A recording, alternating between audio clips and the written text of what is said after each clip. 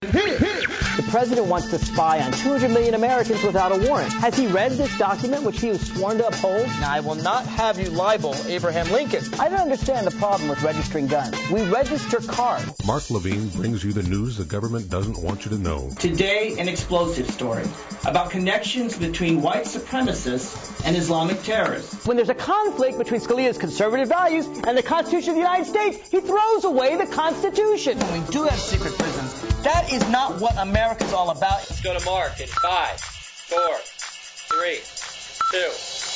3, 2. Good evening, America. Welcome to the Inside Scoop. I'm your host, Mark Levine. Congress and the president are at it again, trying to decide how we should have the mix of tax increases and cuts in spending so as to not go over the fiscal cliff. Of course, President Obama and the Republicans have been fighting on this kind of issue really pretty much all of his first term. How much of it will continue into his second term? We're going to address that question first with my guest, Mike Lane, Republican strategist. Then we're going to move on and talk about some other things going on in Washington. Should the filibuster be reformed? And what do we think about the United States Supreme Court decision that could make the difference for same-sex marriages nationwide? We've got people like Jim DeMint leaving the Senate to become the head of the Heritage Foundation, and a right-to-work question in Michigan, whether or not Michigan should really be able to punish those unions. All of that's going on here abroad. There's, of course, always problems in the Middle East. But in Egypt, something strange happened. The Egyptian president/dictator/president again seems to have come back a little bit on his decree. The Egyptian people seem to have won a victory here. We'll talk about what that really means for the future. And then Syria. It looks like the rebels in Syria may finally prevail. What's happening next, and what should the United States do? Mike, there's a lot on our plate tonight.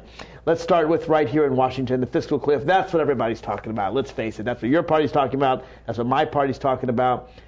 The consensus in Washington seems to be that we got you this time. That the fiscal cliff, frankly, nobody likes it, but we Democrats, we wouldn't mind going over it as much as, let's face it, you Republicans would. And so we say, look, President Obama won the election. The one thing that we know he ran on was increasing those rates for those top earners. He'll get that, and then once he gets that, we can compromise about some of the other things. What do you think? Well, I think you're right, Mark. It's less fearsome to you than it is to me. You get three things if we go over the fiscal cliff. Number one, you get huge across-the-board tax increases, which is something the Democrats really want. The second thing is you get huge cuts to the defense budget, which is something the Democrats really want, and you're willing to pay for that with $600 in discretionary spending cuts on the domestic side. Well, I think you're right. It's less obnoxious to you than it is to us. We definitely don't want the end of unemployment insurance. We do think that people who are long-term unemployed need that money to survive. That one hurts. And we, of course, strongly support payroll tax cuts and middle-class tax cuts, both the 2% on payroll tax that applies to every American and the Obama tax cut, which is, I think, what you need to call it now, the one that affects 98% of Americans. Actually, take it back. It affects 100% of Americans. Under the Obama plan, every American gets better tax rates, better taxes than under the Clinton years. Even the super rich, even a millionaire saves $12,000. So once we go over the cliff, then we come in January 5th and we see everybody gets a tax cut. Everybody. The middle class gets the same taxes they had before, and the rich get $12,000 less. Everybody wins. Obama's ready. The Senate's ready. Will the House sign that bill? Mark, if we go over the cliff, nothing's going to happen in January. The atmosphere will be so partisanly poisoned on both sides if we go over the cliff that any imagination that, okay, we did it, now we're scared, now we'll be able to come back and fix this relatively quickly, I don't think is going to happen. So you're saying that if we reaches January 2nd, suddenly the Republican Party will be against tax cuts. The Democrats will propose a tax cut for every single American, and the Republican Party will say, no, we're against tax cuts unless you give billionaires a special break. No, I didn't. That's going to be your party's position? No, I didn't say that we were not going to find an accommodation. What I said was that it's not going to happen relatively quickly if we go over the cliff. It's going to be a long, involved, drawn-out process. And you know what, Mark? When you look at what's going around the world, look, they're back into recession in Europe. They're back into recession in South America. China. We are headed back into a recession.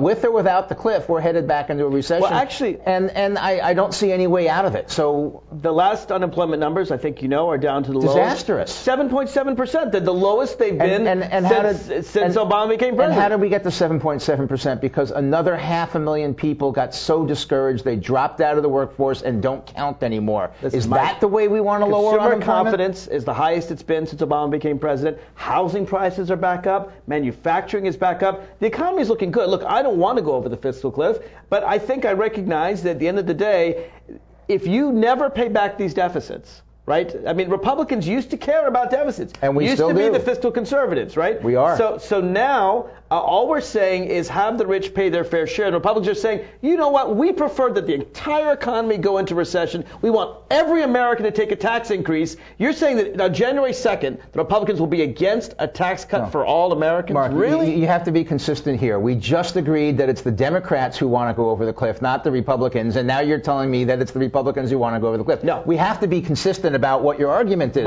You can't just turn me in circles. My argument's very simple. Once we go over the cliff and the rates automatically go up for upper income people. For all people. For all people. No, we're not going to divide America. We're going to treat everybody the same. Everybody gets, the same Why do we treatment. treat everybody the same as they did in the Clinton years? Compared to the Clinton years, Obama wants to lower rates for everybody. If we do. Now, Bush, you remember, didn't just want those tax cuts. They want more than $12,000 for everyone that earns over $250,000. Obama would provide a tax cut for everyone. The Republican plan is to give a tax cut for everyone and all kinds of additional goodies for millionaires. All Obama is saying is get rid of the goodies. Mark, the Obama plan is to suck money out of the economy and create a drag on investment that will create a drag on economic expansion, will create a drag on government revenues, See, now you're and on will both result sides. in another recession. Look, you can't suck money out of the economy and give it to the non-productive government. It needs to be invested in the private economy, where people invest in their future, where they invest in job creation, where they invest in creating things and manufacturing things and creating economic wealth. That's what people who have money do, whether they're rich or poor. They invest it. When you take that money out of the productive private sector and give it to the non-productive government sector, you're reducing economic expansion, you're reducing job creation, you're reducing revenues to the government. Now I think you're arguing on both sides, Mike. Are you saying the deficit is a problem or not? Absolutely. The deficit is the single most important problem we have today. So we have to fix the deficit, but your idea is that the middle class should pay for the deficit, not the rich. That you think the rich have it too hard, but poor people, homeless people, they need to chip in more, and the 10% that Mitt Romney has to pay, that's sufficient. Really hit his janitor, make him work harder. No. What I'm saying is that the only way we're going to get out of these trillion-dollar deficits that Obama has created is through economic expansion. There's not enough money among rich people to tax to get it back. Because I remember in the Bill Clinton years, it seems to me that we had massive surpluses. No, we had economic expansion as a result of the economic expansion policies of the Gingrich Congress. That's why we had those surpluses, Mark. I seem to recall when you start taking that away and you start creating a drag on investment and a drag on economic expansion and a drag on job creation, then you get sucked into the downward spiral vortex, and that's where Obama is taking us. Here's the thing, Mike, and I know you believe what you're saying. I do. I absolutely believe what I'm saying. But here's how I think you can look Mark, at it in an objective way. Government doesn't create jobs and government doesn't invest. Those are just two truisms. Government does not create jobs and government does not invest. Really? Because I think that people in the military have jobs. I think people in the police force have jobs. I think teachers have jobs. I think people who build bridges have jobs. Government creates lots of jobs. The bridge builders are private sector people. They are hired by the government, by government funds. No, they're hired. They're not hired by the government. They're hired by a private company who gets a contract to build a bridge. From the government. Who builds our roads? Who builds our bridges? Private companies, road building companies, Mark, not the government. The government does not create the jobs. Who pays for it? We do. Taxpayers, the government. And that's government spending. That's Obama's stimulus package to build bridges and roads. We just went through an entire expansion of the Beltway right in our area. And I guarantee you there were more jobs. And guess who built it? The private sector. Well, that's true right here. That's true. The private sector built a tollway that's a rich man's tollway. It's something Mark, it's 25 cents to ride. It's not a rich man's tollway. Listen, in traffic, there's no reason to pay 25 cents if there's no traffic. If there's traffic, it's going to cost $10. The point is, the government has built the vast majority of our infrastructure. Right. You know that. Look. Interstates and bridges, because you can give me one toll road outside of on the Beltway. If that's your future, where every road is a toll road, where every time I take a right-hand or left-hand turn, I stick a quarter in the meter. No, there are public services that the government should rightly provide, and transportation is one of them. That's right. Agree. And there are jobs created by those the are government. Public services. They are not job creation programs. The private sector is the one that creates jobs, Mark. You know, we don't want a government. A public school teacher, that's not a job? A private school teacher is a job too, isn't it? How about a policeman? How about a military? Private security force. Private militia? You know what? Halliburton, right? Mark, that's your idea of a military? Let's go right to our Constitution that we both love. I got it right here. Protecting the safety and security of the United States with a strong military is one of the enumerated powers of the federal government. You know what it is? You betcha we want that. You know what it is? It's a government job. Just don't say silly things like government doesn't create jobs. You know government creates jobs. They do it directly, and they do it indirectly by hiring people to create jobs. That's a truism. Now, you may argue the private sector does it better than government. We can have that argument, but don't say the government doesn't create jobs. Come on. A pittance. And the government has too many jobs now. I had a government job. I worked in the House of Representatives. My condolences. You know, the House of Representatives is overstaffed by about 50%. You know, if we could get rid of half the Capitol Hill workers, we'd be a lot better off. And you'd get rid of public school teachers and police and No, I would not get rid of public school teachers. They're hired by the government, though. That's not a real job. Education is a function of government. Mark. All right. Okay. I'm glad to hear it. I'm glad to hear you support government Education jobs. is public safety is a function of government. We don't disagree. I just didn't. When you said government didn't create jobs, I just wanted to make sure that talking about the grand picture. The grand picture. The grand picture. Okay. The New Deal didn't create jobs. Franklin Delano Roosevelt didn't create jobs. For the money we wasted compared to the jobs created, it was pathetic, and it created a drag, and it extended the Depression longer than it otherwise would have. If you want to argue the private sector does it more efficiently, that's a different argument.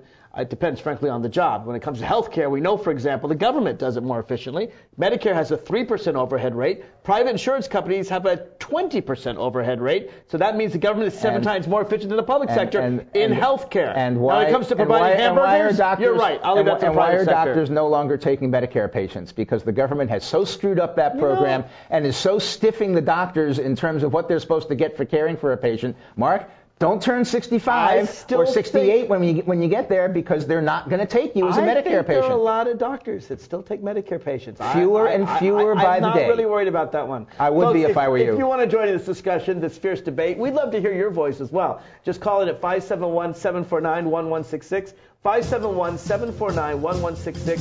You can join in. You can agree with Mike. You can agree with me. You can disagree with both of us. But we definitely want to hear your voice. When we come back, we'll get to Mike and me. We're going to see if we can come to our own solution on the fiscal cliff. And if we can't, well, I guess that'll just mirror what's going on in Washington. Then we'll move on to the other things, the Supreme Court, the filibuster, and what's going on abroad. All of that when we come back right after.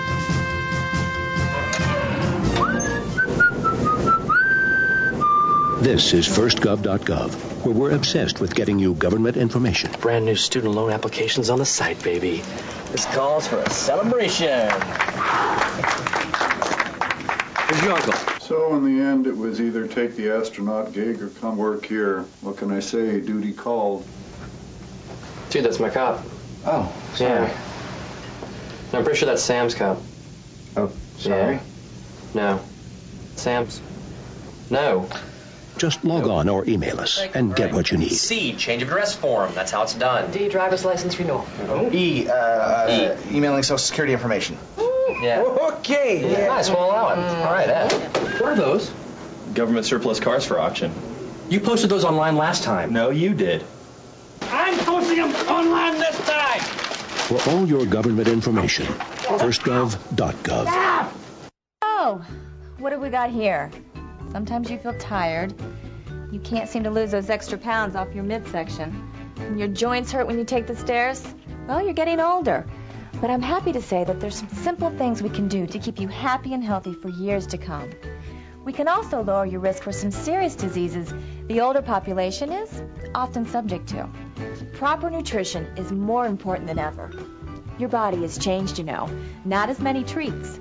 A basic exercise plan, lots of walks and fresh air. And most importantly, come and see me for twice yearly checkups to help ensure the best possible quality of life. Now, how does that sound? Good boy. Improve the quality of life for your elderly pet. Schedule twice yearly checkups that include preventive care and regular lab work.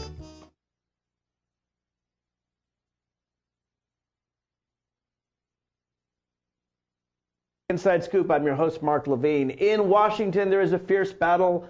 Should we go over the fiscal cliff? What is the fiscal cliff? Well, the fiscal cliff is the fact that a lot of things happen come January 1st, 2013, baked into the law based on things that prior Congresses and prior presidents have done. The main thing that happens is we go back to the Clinton-era tax rates. That would raise taxes on everybody. And at that point, President Obama wants to keep the taxes low for 98% of Americans and actually give a tax cut from the Clinton-era rates for all Americans, but Republicans are insisting on special things for the top 2%. Also, unemployment insurance ends at the end of January 1st, 2013, and we also have spending cuts. There would be about $600 billion over 10 years from defense, $600 billion from domestic discretionary programs, about 9% in spending. And what else? Alternative minimum tax ends, the doctor fix ends. There's a whole bunch of things that happen. Will Congress work it out? That's my question for Republican strategist Mike Lane. So Obama has said, look, let's just do two things right away, get this done before Christmas, we can work out the rest afterwards. One, let's make sure that 98% of Americans, Republicans claim they don't want to raise taxes on those that earn under $250,000. So let's just fix that. No, actually Republicans claim they don't want to raise taxes on anyone. Right. So everyone agrees, Obama and the Republicans agree not to raise taxes on those that earn under $250,000, and Obama and Republicans disagree on whether those who earn over $250,000 should pay more, not on the first $250,000, to which Obama agrees they get $12,000, but on every dollar earned over $250,000. That's what they disagree on. So Obama says, let's just get this piece done that we both agree on, and then we'll fight about the other piece. Why should 98% of Americans be held hostage to the 2%, particularly when the election was largely fought over this point and Obama won? Well, you know what? It's Obama who's holding the 98% hostage. If he would agree to the status quo, we don't need to change anything. Let's just go with the status quo on taxes until we come to a grand agreement on that, then that would be perfect. Why change 2%? When you can just go with the status quo, especially when the changes that Obama wants aren't going to, they're going to put like an 8% dent in the, That's right. It's about 8%. 8%. It's a start. It's a start, but the American people voted for this. Did they not? The spending problem. No, I don't think they did. You're not disputing that Obama ran very specifically on this specific point. I mean, you could argue about a whole bunch of things. On this, he was very clear. I don't think that. I do not think that the people who elected him on the sole issue of increasing taxes. But he ran on this issue, no question. Of course he did. Sure. And not only that, but polls show. And a majority of the House of Representatives ran on the issue of not increasing taxes. So why should they be required to disavow and ignore their constituents who elected them on the same thing? I'll tell you why. Because polls show the majority of Americans strongly support this. The smallest poll I've seen is 63%. I've seen as high as 72%. Mark. Not just Democrats and independents, but even a majority of Republicans support this, and even they took a poll of millionaires. Mark, and 55% of millionaires think they should pay more taxes. Well, they can. Let them send it into the Tax Me More fund. It's there, perfectly good. But why should the 55% of the members of the House of Representatives who campaigned on not raising anyone's taxes be required to knife their constituents in the back who elected them on that particular issue? Well, I don't think they elected them on that particular issue, and I'll tell you why. As you know, more Americans voted for Democrats than Republicans in the House of Representatives. If you simply add up all the votes for Democrats in the House and all the votes for Republicans in the House, the Democrats won. Now, admittedly, your party took control of state legislatures in 2010, drew those very carefully gerrymandered lines according to district lines, and in states like Pennsylvania and Florida and Ohio, blue states or purple states, you've got like Republican delegations that are 70% because of the way you drew the lines. But the majority of Pennsylvanians support it, even if the majority of Pennsylvanians in Congress don't. The majority of Ohioans support it. The majority of Florida. In fact, I don't think there's a single state in the United States where the majority of people don't support this. Why can't we just agree on this? And then once this hard work is done, we can move on. I have to tell you something. I think you're pushing back. I think your party is going to crack on this one. I really do. Where's my negotiating strategy? If I give you everything that you want now, and then we're going to come back and address my concerns tomorrow. That's a fair point. Obama's kidding, isn't he? That's a fair. No, just kidding. No, that's a fair point. And I think that President Obama is waiting for a counteroffer from the Republicans. Now, Boehner gave an offer. Which he got? Well, let's talk about Boehner's counteroffer. His offer was, I think it was $800 billion in unspecified cuts in Medicare. Am I getting my number right? I think it was $800 billion in revenues. Well, $800 billion in revenue, right? That's true. And Obama wants $1.6 trillion. And they'll probably come down to something in the middle, $1.2 trillion. I have to say where I think this is going to come down. It's going to come just under $1 trillion. Just $999,999. It's going to be just under $1 trillion. Maybe so. I think it's going to end up, and you and I may agree on this, at the end of the day, on the tax cuts, I think it's going to end up some tax rate higher than 35 and lower than 39.6, and a limitation on deductions to make up the difference. Isn't that where we're going to end up? I don't know, it'll be 37 or 38. It'd be something like that with maybe a max deductions of 20,000 or 50,000. So some combination of the Romney idea, some combination of the Obama idea. That's where we're going to end up on the top 2%, and the other 98% are going to be at the tax cut. I think Republicans would probably go for that, depending on how high it went up. I don't think the president will go for that. I think the president smells blood, and he's being more political than governing, and I think he's going to go for the jugular on this, and I think we're going to go over the cliff because of it. I think if we got 38%, along with enough of deductions capped to carry over the difference between 38 and 39.6, I think Democrats would be happy with it. The goal is to tax the wealthy and make them pay their fair share. Whether it's done through rates or deductions, that's not our issue. Mark, what is a fair share?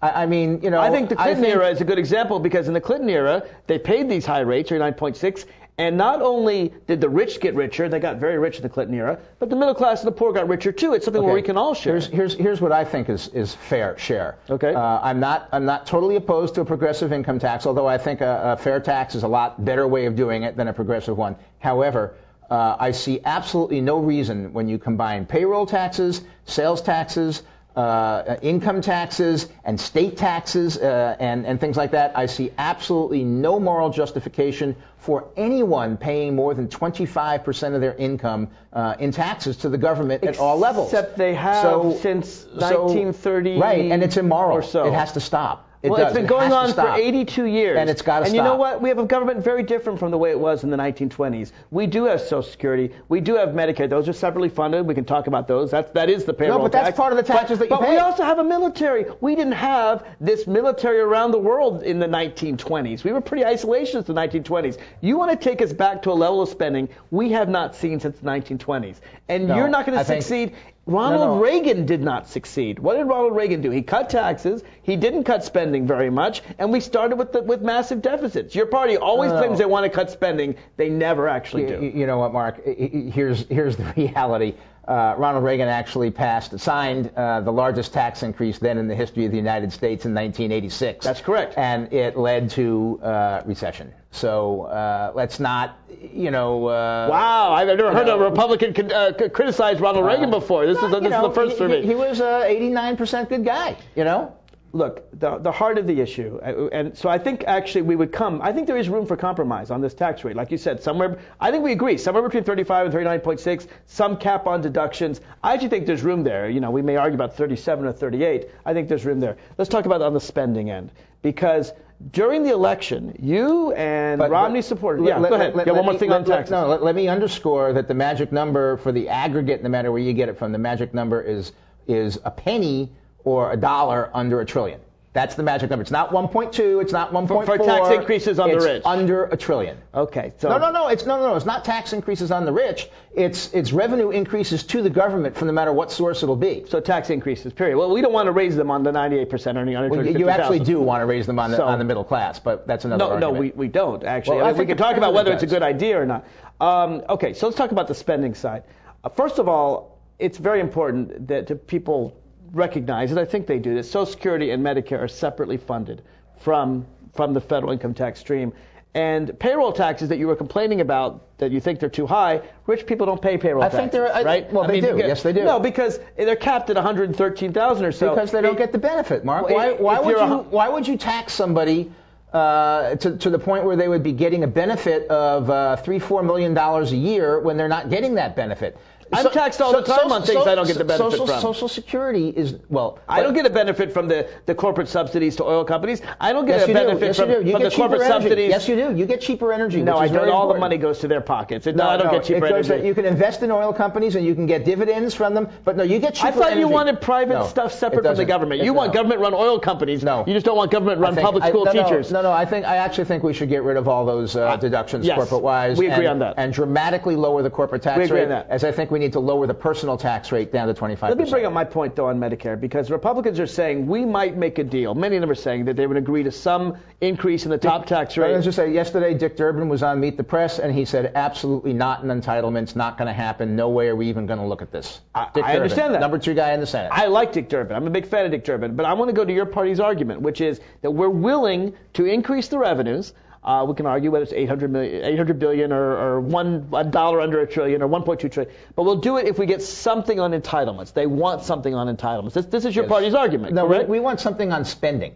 And I've heard entitlements because Obama's already willing to cut on spending. I think, but we've got to cut $10 trillion out of spending. So you can't do that without looking at entitlements. Wait, $10 trillion out of spending? Over 10 years. Over 10 years. Yes. And $1 trillion out of taxes over 10 years? That's a good number. That's never going to happen in a million years, and you know it. All right. I think 1-to-1 is about the best you can hope for. But here's what I've heard from the Republicans. In their proposal, the one that Boehner proposed, he said, we want to cut $800 billion from Medicare. That's in his proposal. You've read that, right?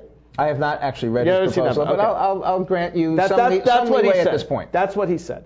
What he hasn't said is specifically where those cuts come from. And my point is this. Romney argued in the election. You personally argued with me in the election. You complained about the $716 billion that Obama and Paul Ryan, by the way, had already cut out of Medicare. This was classic waste because it wasn't going to beneficiaries. This was going to extra hospital costs and insurance costs, and none of it was harming beneficiaries. But your party, and Romney in particular, complained all the time. Democrats are cutting Medicare. Run, seniors. Democrats are cutting Medicare. Now the Republicans have flipped on a dime. The election's over. A month after the election, now they're saying you're not cutting Medicare enough. I believe that this is the true Republican Party, the one we're seeing now, and the one before the election, that was a fraud. Mark, look, here's what we need to do. We don't need to reduce benefits for anybody who's a needy recipient of any of the social safety net programs. What we need to do is we need to means test it so Warren Buffett and Bill Gates don't start sucking the benefits that somebody else needs. And the second thing we do, we need to recognize that we live in a different world. People aren't dying at the age of 60 anymore. People are now living till their 80s comfortably and longer. Which is why they need health care when they're 65. So we need to make the eligibility age up by about 2 or 3 years. I would lower the eligibility age to 0 and give all Americans universal health care because Medicare works very well. But I'll tell you this, I do see the outlines of a deal, though. Medicare is going broke in when? I see the outlines of a deal. All we do is make Warren Buffett, we lift the cap on payroll taxes, Warren Buffett pays his fair share, and lo and behold, Medicare can exist for 30, 40 more years. No deal. 571-749-1166. What's your deal? We'll be right back after. Too many women get hit by their boyfriends and husbands. Too many women are pressured into having unprotected sex. Half of the people in the world living with AIDS are women. It doesn't have to be this way. Together, we can change this reality. Let's strive for a world free of violence.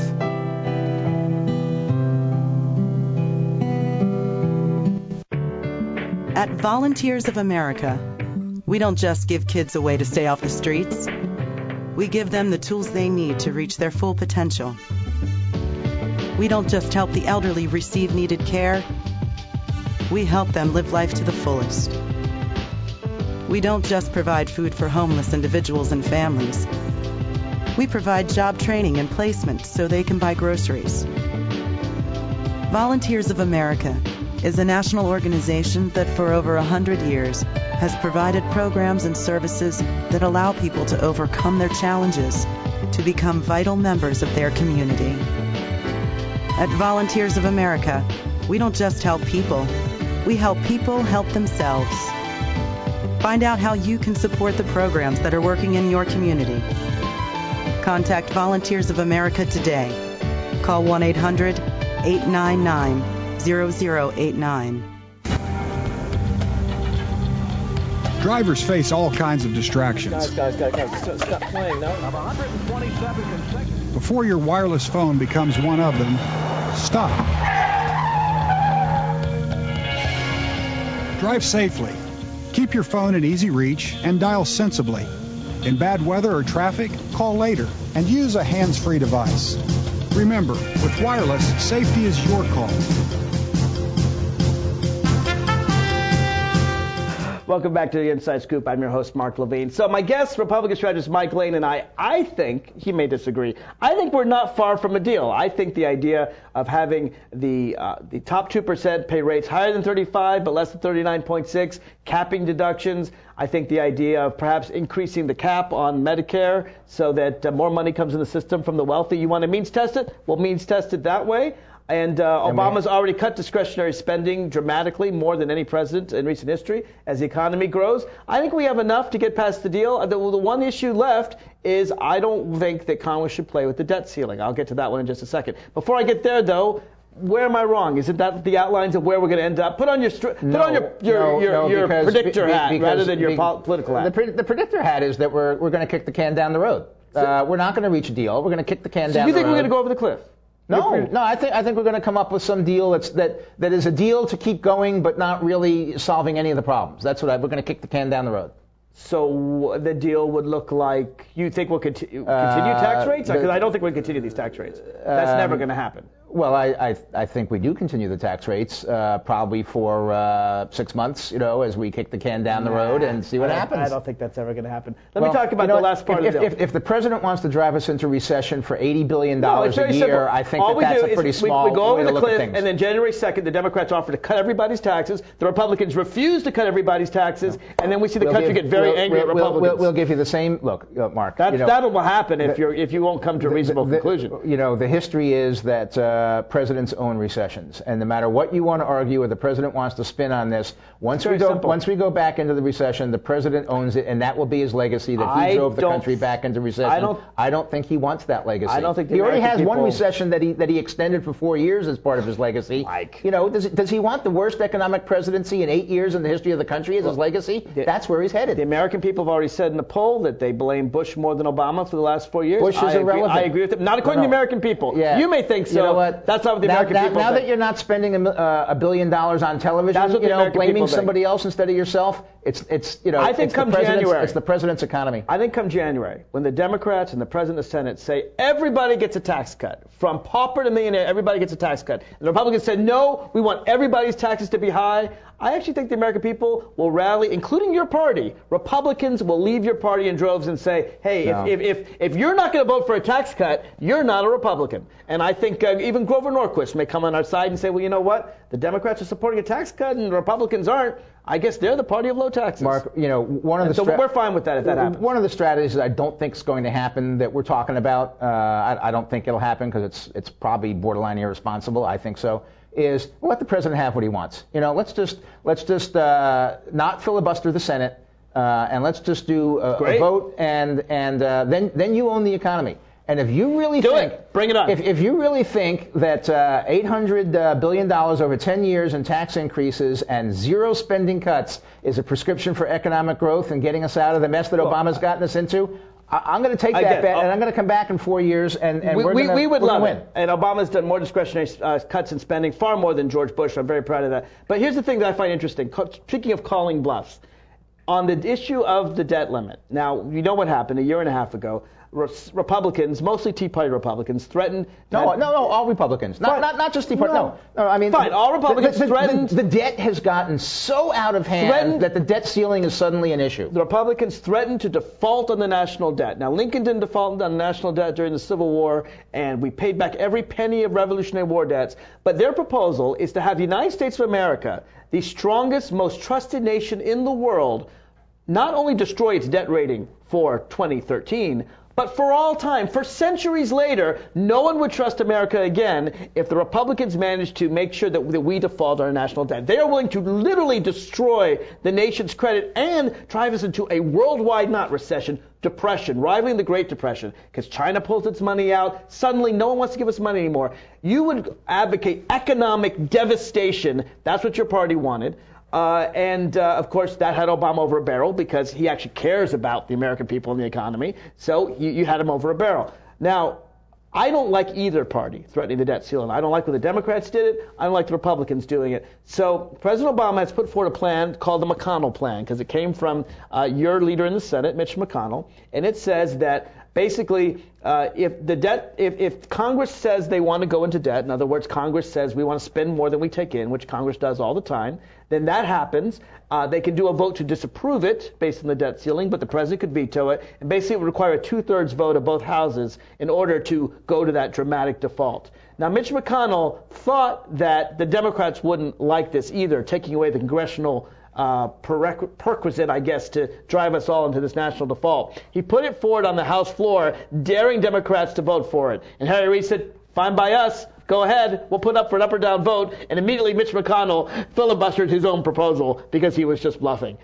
At the end of the day, shouldn't the debt ceiling not be up for partisan discussion? This is just too scary a weapon for either party to play with. All right. First of all, I'm glad to say I have no idea what you've been talking about for the last 4 minutes. Absolutely no basis in reality. Look, the debt under Obama in 8 years is going to double what it took us 400 years to build up, okay? The debt ceiling has become exploded into an issue because of what Obama has done with the economy and deficit spending. So, no, it's not something you take off the table. It's something that's very, very important for the first time. It's hugely important, and it's a negotiating thing. The second thing is, no, Republicans never said we weren't going to honor all of our debts. Of course we're going to honor every penny that we owe. What we were saying was if the president wanted to be irresponsible and not negotiate on spending reductions, then he was going to carry the baggage of forcing the cuts in discretionary spending and perhaps even non-discretionary spending that were going to be used to honor all of our debts. Of course we're going to honor our debts. Every last penny that we borrow. The first thing you said contradicts the second thing you said. No, not at all. What I said is we should not use the threat not to honor our debts as a bargaining chip. Republicans shouldn't use it. Democrats shouldn't use it. Nobody we should always honor our debts. And we absolutely will. So There's Obama's no chance. proposal is to say that we will always honor our debts unless 2/3 of both houses of Congress, he wants to make this part of legislation, that we will always honor our debts unless 2/3 of both houses of Congress disagree. That protects Republicans and Democrats from the threat of default. No, that Mark, sounds like a good plan to me, and Mitch McConnell is the one who thought it up. If the debt ceiling, I'm all for it. If the debt ceiling doesn't get raised, we still honor and pay every last cent of our debts. Every last cent. That goes first, and discretionary spending and other things get cut to honor our debts. Nobody is talking about defaulting on our debts, perhaps other than you and the president. I don't know why the president would think that would be a good thing. Nobody's talking about that. If we don't have the money to do it, we can't. We do have the money to do it. We can't pay our interest. We do have the money. We take it out of other spending is what we do. It's that simple. It can't be done. It can be done. It can be done. Look, we would have to go into default. Mark, the interest on the debt is only 40 to 45% of what we are of what we spend during the course of the year. So you're advocating so that 45% gets spent first. Not paying the military. Not paying Social Security. I'm advocating paying our debts, as every Republican is advocating paying our debts. All right. But you don't support a proposal to take this off the table. You know, my Constitution says that the Congress is responsible for incurring debt, not the president. So I don't know how the president would do that. You know, it's another unconstitutional power grab by Obama, and we've had it with that. Done. My Constitution says, the 14th Amendment, Section 4, quote, the validity of the public debt of the United States authorized by law shall not be questioned. Congress authorized this debt. They said we're spending this much and we're taxing too little. The debt, and so I don't question it. The debt is authorized by a vote to increase the debt limit. It's not. The debt is not authorized by spending. Of course it is. No, it's not. No, we didn't even have a not. debt limit until the 20th century. Mark, the first 150 years of American history or so, they simply voted their spending and their taxes. Come on. Let's talk about another change. The Congress is responsible for it, and the president is not going to do an unconstitutional power grab. I don't think that the threat of default should be up for discussion. The threat of default is not up for discussion. It's never up for discussion. We will always pay 100% of our obligated debt. Why? If we have a debt ceiling, the president can do whatever he wants, right? No, I mean, the president you could say fire everyone in the military, don't pay anyone in the military. If the president wants to walk us over that cliff, then that's his choice. But no. To me, if we get to that point, the president needs to invoke the 14th Amendment and say, you know what, we're going to pay all our debts, and if you don't like it, Supreme Court tell us not to. Okay. Let me talk about something else we can do. I think the court will. Filibusters in the Senate. There's no provision in this Constitution anywhere about a filibuster. It ain't here. Not that I know of. The Senate shall set its own rules. Correct. Each house shall set its own rules. Correct. It says. And in fact, the filibuster used to be an extremely rare thing. It was almost never used. There may be 1 or 2 times in a Congress. The Republican Congress, since 2009, has made it as if the filibuster means that the Senate requires 60 votes to do anything. They even say things. You have to do 60 votes to do anything in the Senate. That was never the law, and they've made it the law. And this kind of supermajority. It's a rule of the Senate. It's not a law at all. There's no law. Exactly. It's a rule of the Senate that needs to be changed. Now, one of the things that Harry Reid has offered to do is really something very minimal. Frankly, I wish he'd go farther. I would abolish most of the filibuster. I'd keep it only for things like judicial nominations and other lifetime appointments. But what he said is, we're not abolishing the filibuster. But if you want a filibuster, get up and speak. Do a little Mr. Smith Goes to Washington. Speak all night. Use some air power if you really care strongly enough. Read from the phone book. Do whatever. Do it old style. And he also wants to take away the filibuster to the filibuster, the idea that you can filibuster twice. There was a motion to proceed and then a motion to vote. He says, you know what, if you want a filibuster, it should be 1 vote of cloture, not 2. 1 vote to overturn the filibuster. These seem to be very reasonable reforms to me, but Mitch McConnell is dead set against both of them. Well, first of all, you're right. The filibuster is used more today than it was in the past. The filibuster, the history of the filibuster, the reason for the filibuster is to allow the minority to stop, if you will, the majority from railroading through only the most egregious and out of the mainstream kinds of things. And because Barack Obama and Harry Reid are so egregiously out of the mainstream and far left, that is why the filibuster has become more and more actively used. That's why it's used every single time. Because, you want to name a post office, that's too egregious. We have to filibuster it. Nobody's filibustered a post office, and they are filibustering everything. Because the president is so far out of the mainstream in terms of what he proposes that, Mark, if we do not reform the filibuster, if we do not reform the filibuster, a Republican president will never be able to accomplish anything. Because the Democrats will learn from these Republican obstructionist tactics, and they will require 60 votes for everything, and you'll never get anything done. You know what? The way they avoided filibusters in the past was they worked together bipartisanly. That would be great. And they came to agreement before something was brought to the floor. And if you didn't have the party of no, we could do that. Harry Reid took bipartisan negotiations and threw them out the window and said,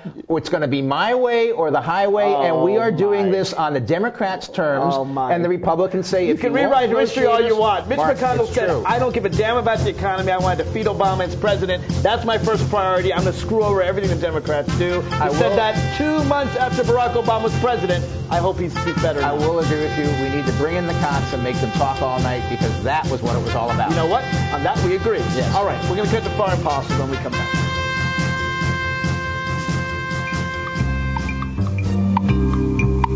Around the world, 1 out of every 3 women will be beaten or otherwise abused in their lifetime, often by a family member or loved one. A future free from violence. It's all she's ever wished for.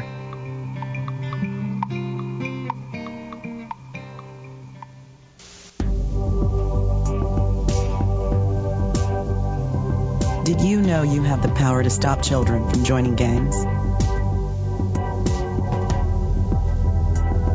You can help a father find a job and home for his family.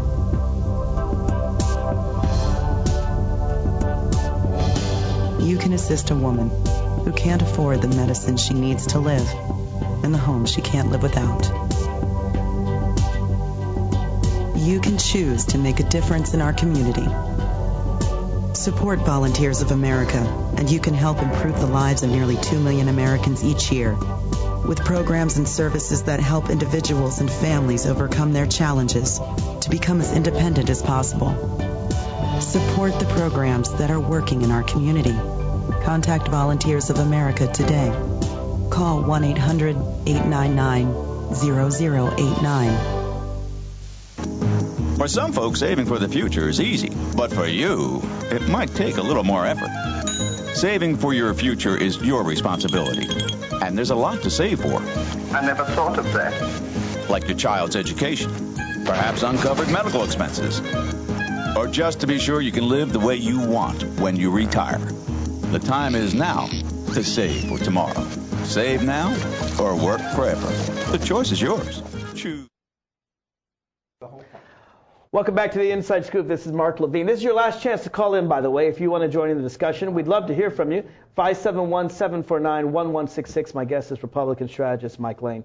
Well, we've had our battles, but we've come to a few agreements. One thing we both like is the speaking filibuster. If you're going to obstruct the business of the Senate, have the heart to go all night and sleep in a cot and read the phone books. And Strom Thurmond, famously in 1957, was filibustering the civil rights laws, and he talked for about 14, 15, 16 hours.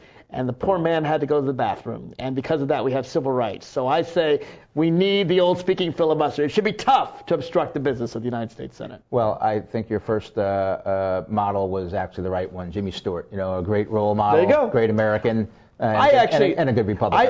I actually, well, I don't know if he's Republican. He was. Jimmy Stewart was as Republican as it gets. The Republican Party was reasonable in those days. That doesn't mean anything. Look, at the end of the day, I am not against the idea of having some minority rights in the Senate. I'm really not. But the Republicans have so misused the filibuster. That's why Democrats are crying for filibuster reform. If you would negotiate with us first instead of trying to ram it through, there wouldn't be the filibusters. Let's come to bipartisan agreement before you bring things to the floor, and things will go through. The Republicans have filibustered more in Obama's first term than every Congress in every part of American history. Obama is so far out of the mainstream. Together, that's ridiculous. And Harry Reid refuses to negotiate. That's ridiculous. That's also ridiculous. How many in 4 years? The Democrats didn't support the Bush tax cuts, and what did he do? He rammed it through. He used reconciliation, and that's why they're expiring today. In 4 years, I have a question. How many times has Harry Reid in 4 years called Mitch McConnell up and said, Mitch, bring a bottle of Maker's Mark over to my office after hours tonight, and let's sit down and talk about the next month and what we can accomplish together. Harry Reid's a Mormon, so I don't think it hasn't happened yet. I don't think he's drinking Maker's Mark because he's Mormon. But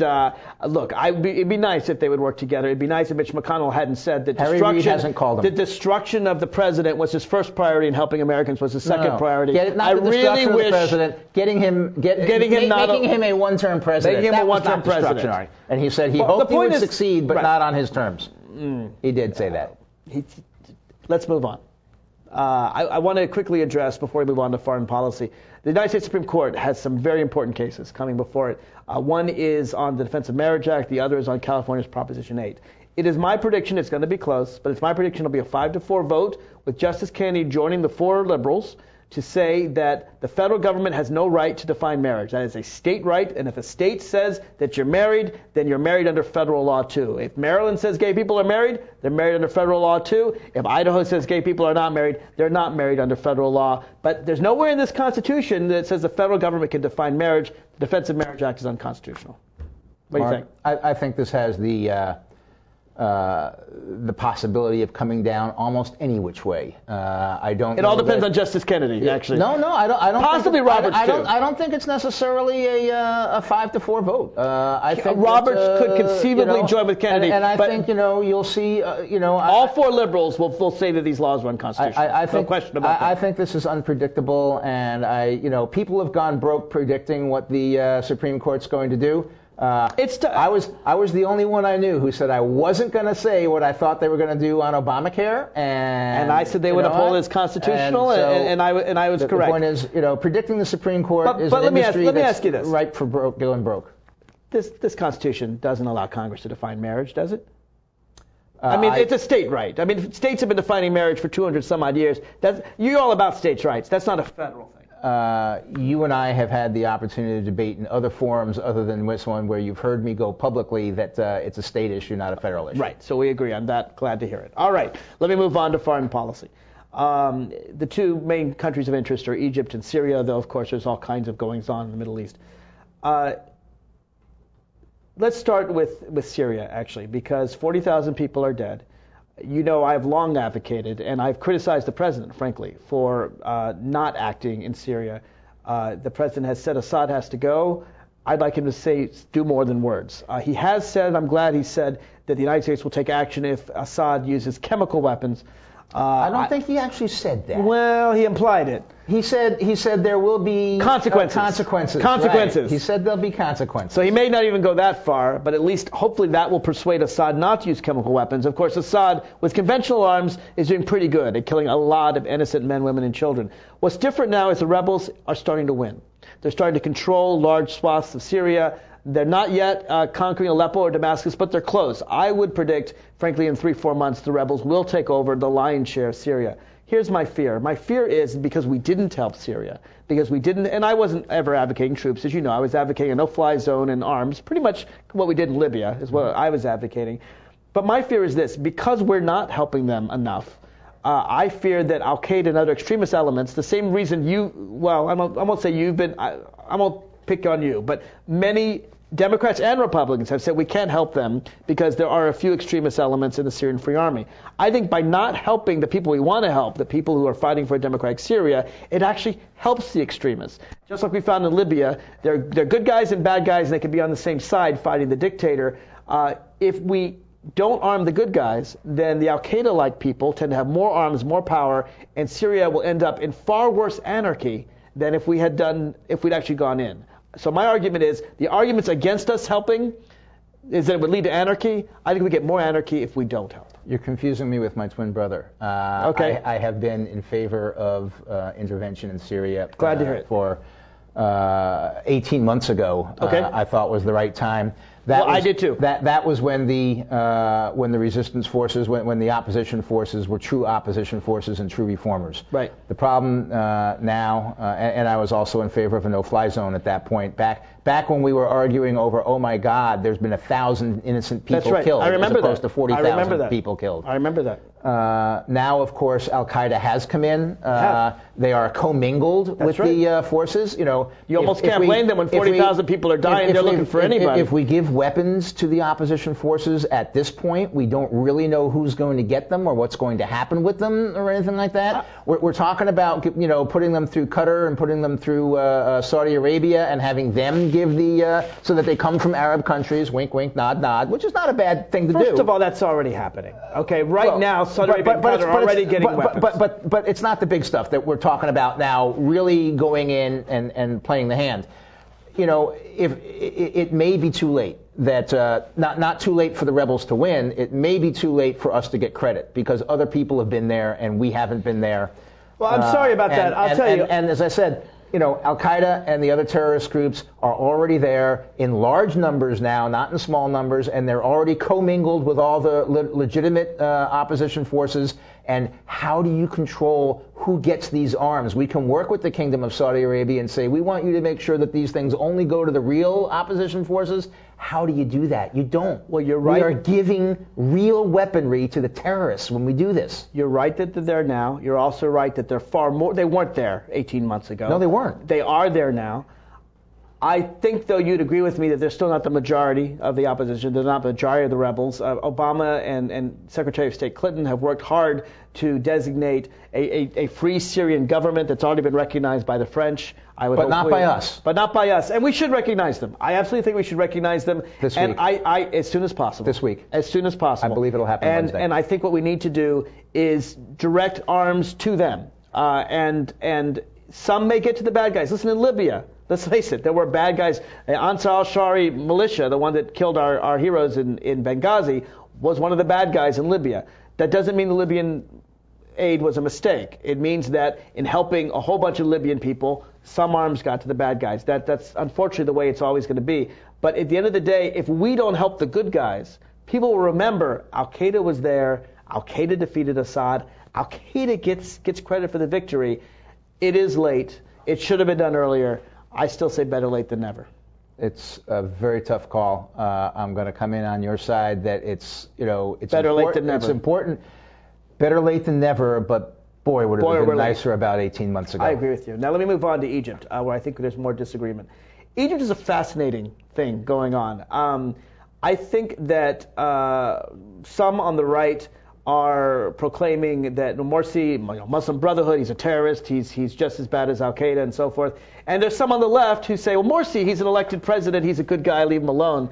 I've always been in the middle of those two positions. I do not think Morsi is Hezbollah or Hamas or Al-Qaeda. I think he's someone who cares about Egypt and wants it to succeed and can be practical when he needs to be. But I don't think he's a wonderful Democrat who's certainly cute. There's no question from his decrees. This is a guy who wants to take power and wants to be a dictator if he can get it by. What I find so amazing and so wonderful, and the real heroes in this, it's not Morsi, and it certainly isn't the old Mubarak folks. It's the people of Egypt, those students who are amassing in Tahrir Square and ordinary people who are saying, you know what, we don't want Mubarak the dictator, and we don't want Morsi the dictator. And they got him to back down. Now, he backed down off his decree. There's still going to be the referendum. We're not sure where he's going to go. But the thing I like the most, not just that Morsi was able to work with the United States and helping Israel and end the conflict in Gaza there, that he wasn't just on the side of Hamas. He was willing to work with us and work with Israel. I really liked that. But I also liked that the Egyptian people, when Morsi did overreach and he did try to grab power, they made him back down. That maybe I've always been a bit of an optimist, but that gives me some hope. You're too much of an optimist. Morsi is as bad as the people who say he's really bad is. He is a terrorist. He showed his true colors by issuing his Pharaoh for life decree. This is a guy with Israel to stop the war with Hamas. He didn't invade Israel. I mean, he doesn't want to end that peace treaty. He's not as bad as you might think. It was the wrong time to invade Israel. If he thought he could have gotten away with it, he would have done it. So he's biding his time. It wasn't the right time. He's not stupid. No, he's not stupid. But he is a terrorist. He is a thug. He is a Muslim Brotherhood guy. He is an Islamist, and he is part of the dream of the Islamic Caliphate, and yet going he backed all across down. When the people amassed in Tahrir Square, he rescinded his Pharaoh for life decree, as you put it. That's a good name for it. And he withdrew. He's actually I'm not saying he doesn't want all power. I think he does. My point is that the people of Egypt, at least for now, can tame him, and that's a good sign. He did withdraw it. Let's see if he really withdrew it. Just because you announce you withdrew it doesn't mean that you're not going to behave that way. And the thing that really concerns me is that, he was really upset at the old judges that were left over from the previous regime. Right. But he was not really upset about the military commanders. He fired them all and replaced them with his personal loyalists, so the military is no longer independent. Now the military is personally beholden to Morsi, and that is a very bad thing. And under the new Egyptian constitution, he's giving the military even more power. But to me, there is still a precedent, and that is that people throughout the Arab world know that when they have a bad leader, they can go in and they can come into the streets, and let's hope at least that can continue. I'm not hopeful that you're right, but I hope you are right. There you go. Thanks for coming on the show, Mike. I always enjoy discussing with you. I don't know that I'll see you before the holidays, so have a Merry Christmas. And tonight's the third night of Hanukkah? It is the third night of Hanukkah. And we also want to wish a happy Kwanzaa and a happy New Year, whatever you celebrate. I hope that you have a good time this holiday season. To find out more about the Inside Scoop, go to marklevine.com.